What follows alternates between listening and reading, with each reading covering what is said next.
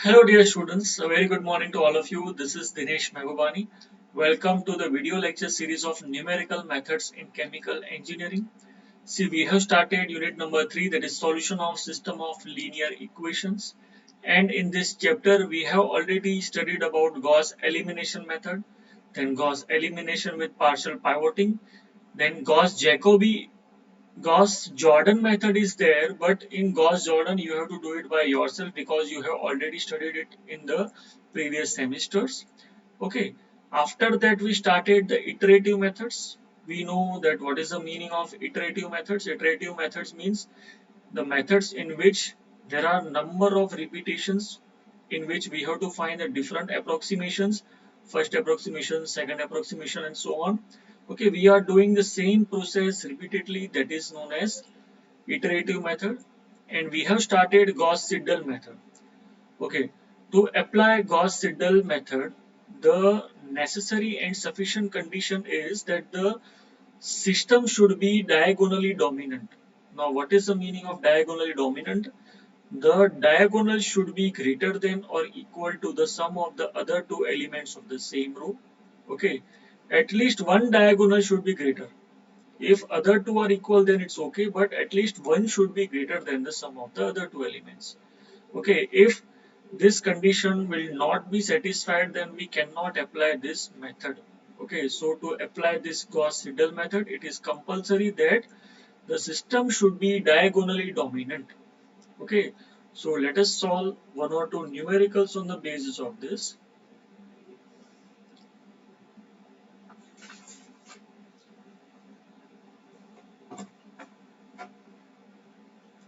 Okay, see what is given. Here a system of linear equations is given. 10x plus y plus z equals to 12, 2x plus 10y plus z equals to 13, and 2x plus 2y plus 10z equals to 14. See, first of all, we have to check whether it is diagonally dominant or not. Okay, so here you can see these three are the diagonals. Okay, so here we can say 10 is greater than 1 plus 1. Okay, it is correct. And again 10 is greater than this 2 plus 1. Okay, this is also correct. Then 10 is greater than 2 plus 2. So all these conditions are satisfied, so we can say the system is diagonally dominant. And after that, from equation number 1, we have to eliminate x.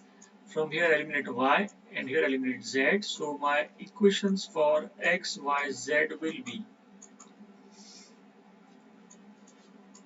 12 minus y minus z upon 10. Okay, then y will be 13 minus 2x minus z divided by 10, and my z will be 14 minus 2x minus 2y divided by 10. Okay, now as we know that in Gauss-Seidel method, successive replacement is used. In successive replacement, what we are doing, we are replacing the old value by the new value in the same iteration. Okay, so the next step is to make a table. Okay, we have to make a table in which we will write first of all the approximation number, then xn plus 1, yn plus 1, and zn plus 1. Okay, if you want to write the formula, then also you can write it. What will be the formula for xn plus 1? 12 minus yn minus zn divided by 10. Okay, then yn plus 1. we have to replace the old value by new value. So 13 minus 2 into xn plus 1 minus zn divided by 10. Similarly, zn plus 1 can be written as, we have to place both the new values. So xn plus 1 minus 2y into n plus 1, okay, divided by 10. Okay, what is our next step? See, in this you have to select the decimal places at 4. By default you have to select 4 because nothing is given. So by default 4 should be selected. Okay, here initially we have to take 0, 0, 0 as our x0, y0 and z0. Okay, then to find the value of xn plus 1, okay, see this is the first approximation. 0, 0, 0 initial is already given, then xn plus 1. See here we have to take y and z as 0, 0 because the initial value are 0, 0. So 12 minus 0 minus 0, 12 by 10, that is 1.2. Okay, here which value we have to take? See 13 minus 2 xn plus 1 and zn. See what is our zn? See zn is our this value, old value. So in place of z we have to take 0, and in place of x, see we are not taking this value, we are taking this value 1.2. So to find yn plus 1 we have to use 13 minus 2 into 1.2 minus 0 divided by 10. Your answer will be 1.0600. Similarly, for z, what we have to do? We have to use xn plus 1. Xn plus 1 means what? We have to use the latest values. Latest values of x and y we have to use. Okay, so what will be the answer? My answer will be 0.9480. Okay, you have to repeat these steps until you get the two consecutive values same. Okay, now xn plus 1. Which are the latest value of y and z? So these are the latest values of y and z. So you have to use this. Okay, my answer will be 0.9992. Okay, here again use the latest values, so you can find the answer 1.0054, then 0.991. See, in this way you have to use the latest values and you can get the answers. Okay, you have to solve it by yourself. Up till which value you have to find the answer? See, in this sum the values of x, y, z become same. Okay, here 1 is there, 1, 1. So 1, 1, 1 is the solution of this. But in some cases, if they are asking an accuracy of 3 decimal places, then what you have to do? Fix the digits at 5 and continue this until the 3 digits consecutively comes same. Consecutive means what? 3 and 4 in each and every expression should be same for x, y and z for all, right? So to apply the if there is 3 decimal places asked, then you have to check, okay, up to 3 decimal places the digits should be same. Okay, but in this case nothing is asked, so what we are doing, we are stopping here because we have got the same solution. If you are not getting the same solution, then you have to solve till 5 to 6 iteration and then you have to write the answer. Fine. Okay, see, let us solve one more numerical. See what is given. See, the numerical is given in the matrix form. See, ax is equal to b is already given and the initial approximations are already given. x0, y0, z0 is given. Okay, so from this you can make the equations. First of all, you have to check whether it is diagonally dominant or not. Can you check it is diagonally dominant or not? See here, 2, this 2 and 1. See, this 2 is greater than 1. Again, this 2 is equal. This is equal. At least 1 should be greater. Okay, this 2 is greater than 1 plus 0. So 2 is greater than 1 plus 0. It is satisfied. Okay. Again, 2 is equal to 1 plus 1. It should be greater or equal, right? Then 1 is equal to 1. So these conditions are satisfied, so we can say it is diagonally dominant. And once we know that it is diagonally dominant, then we can apply the formula. Okay, see how you can write the equations from this. The equations can be written like this: 2x1 plus x2 equals to 1. Then second equation can be written like this: x1 plus 2x2 plus x3 equals to 2. And the third can be written like this: x2 plus x3 is equal to 4. And using this, you can write the equations from of x1, x2, x3 from this. What will be x1? X1 will be 1 minus x2 upon 2x1. Okay. X2 can be written as 2 minus x1 minus 2x2. 2 minus x1 minus x3 will come here, divided by 2. Here also divide by 2 will come 1 minus x2 by 2 here. 2 minus x1 minus x3 divided by 2, and x3 can be written as 4 minus x2. So these are the three equations. Okay, and using these three equations you have to find the answer. Fine. So here I am writing, I am making a table, approximation number. Okay, then x1, x2 and x3. See here we have to start from the initial gas. The initial gas is already given. So you have to start from 1, 2 and 1. Okay, fine.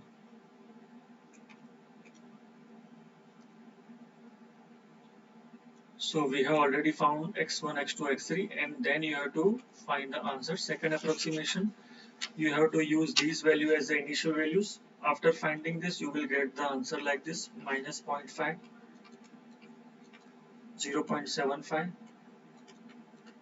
3.25. Okay, here it is given you have to carry out 4 iteration. Carry out 4 iteration means you have to find up till 5. Okay, because this is already given. So you have to carry more 4 iterations. Okay, you have to carry more 4 iterations. So you can check your answers. I am just writing the answers of each and every iteration. Then 0.8438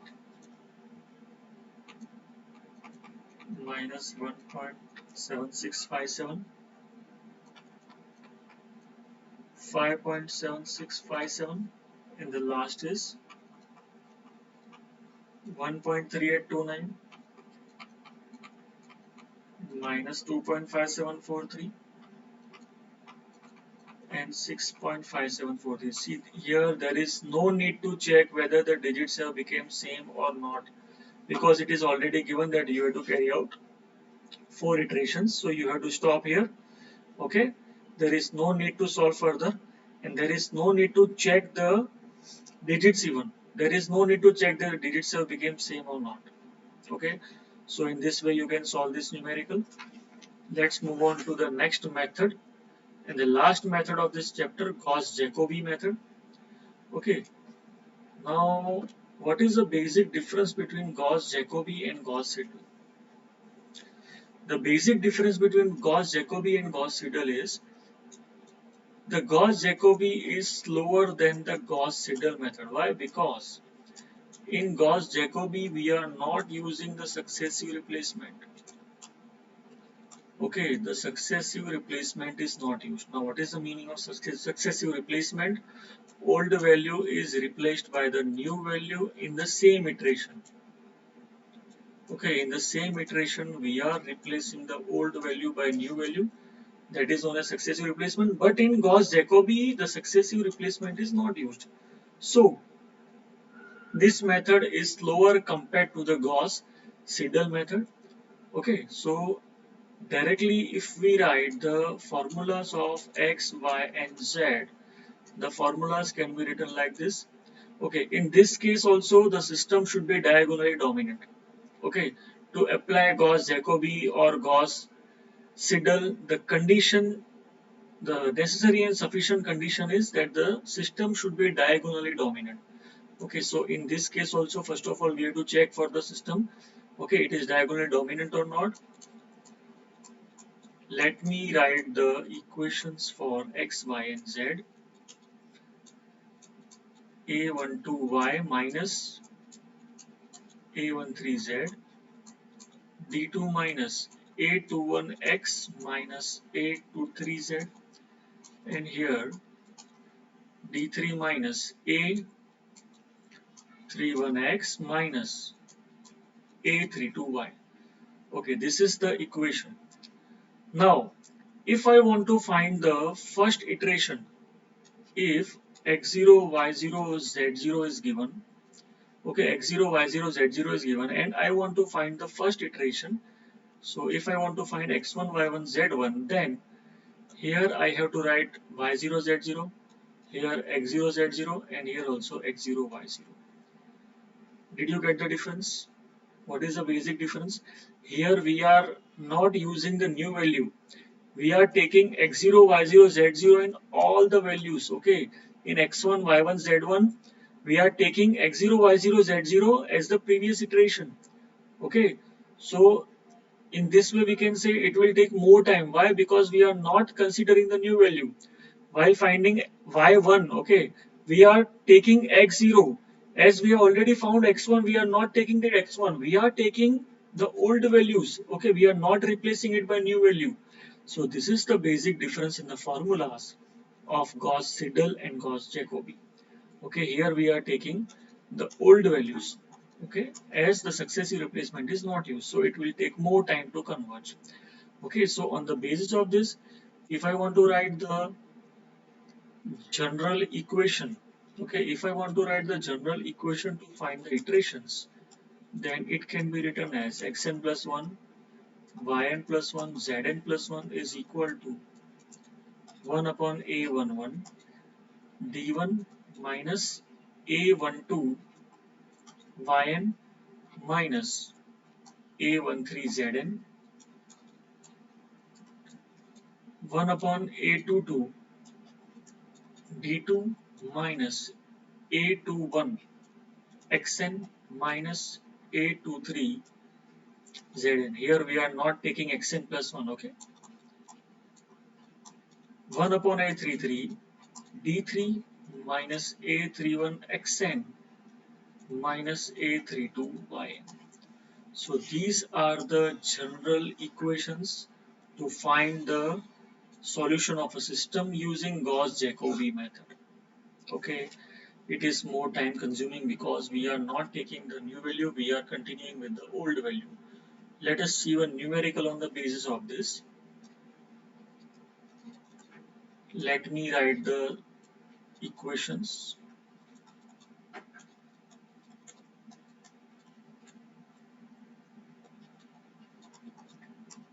Two x plus 2y minus 18z is equal to 30 and x plus 17y minus 2z is equal to 48. See, first of all, we have to check whether it is diagonally dominant or not. See here, 60 is greater than 6 plus 4. Here 2 is not greater. Okay. Here 17 is greater, right? But here 2 is not greater. 18 is greater. So you can see we have to rearrange the equations. By rearranging the equations, we can make the system diagonally dominant. Okay. So rearranging, how to rearrange? We have to interchange the second and third equation. So after rearranging, I can write 60x minus 4y plus 6z is equal to 150. X plus 17y minus 2z is equal to 48. And now my third equation will be 2x plus 2y minus 18z is equal to 30. See, now you can see it is diagonally dominant. Here 60, 17 and 18. Now it is diagonally dominant. See, if you will not rearrange, your whole answer will be incorrect. Okay, so you have to first of all rearrange to make it diagonally dominant. and from equation number 1 find x, from 2 find y, and from 3 find z. So what will be my x? My x will be 150 plus 4y minus 6z upon 60. Okay, my y will be 48 minus x plus 2z upon 70, and 30 minus 2x minus 2y upon minus 18 is my z. Okay, then what I have to do? I have to make a table, okay, in which the first will be approximation, then x, y, z. See, if you want, then you can write the whole formula, or it is not compulsory to write the whole formula. Here you have to fix the digits in the calci as 4. Okay, here we have to use the old values in the approximations, right? The first value we are taking as x0, 0, 0. Okay, to find x, we have to take y and z as 0. So my answer will be 2.5 triple 0. Then here again to find y, which value of x we are taking? See, we are taking this value. To find y, take this value. To find z, we have to take 0. We are not taking the new value, mind it. Okay, so my answer will be 2.8235. I am directly writing the all answers. You have to do it by yourself and write the answers. This is the solution. You will take little bit more time and the number of iterations will be more because we are not taking the new value. We are continuing with the previous value. So it will definitely take more time. Okay.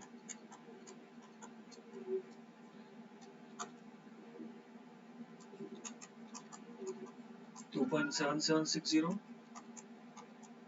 2.5341 minus 1.0767. Okay, then 2.7767, 2.5335 and minus 1.0769. See, here you can see two digits have been same after the decimal point. See, here the solution will be very long. So what you have to do? Solve up to 6 iteration, or you can stop if the two digits after the decimal point have become same. Okay, so here we complete our chapter number 3. Okay, solution of system of linear equations, in which we studied about Gauss elimination method. Okay, Gauss elimination with partial pivoting, Gauss Jordan, you have to do it by yourself, Gauss Seidel method and Gauss Jacobi method. Okay, in the next lecture we will continue with the last chapter of the syllabus, that is chapter number 7. Okay, till then have a good day. Bye bye. Do some practice.